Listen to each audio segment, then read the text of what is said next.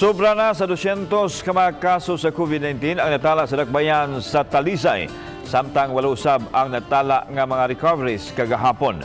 Si Lian Singkulan sa report. Sa post sa social media page sa Talisay City PIO, 13 ka mga bag-ong kaso sa COVID-19 ang natala sa dakbayan sa Talisay kagahapong adlaw. Nagikan kini sa 7 ka mga barangay sa syudad. Tag-usa ka kaso ang sa barangay Lawaan 1, Maghaway, Bulacau ug Tabunok. Samtang duha ang nadugang sa barangay Dumlog, 3 ang sa barangay San Roque ug 4 sa barangay San Isidro.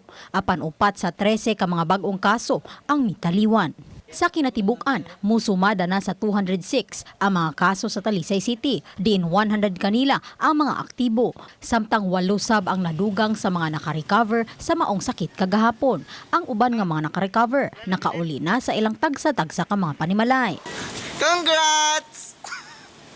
Sa kinatibuk-an, 73 na ka mga recoveries ang natala sa dakbayan. Uban rin natin Quiñones, Lian Singkulan, Balitang Pista.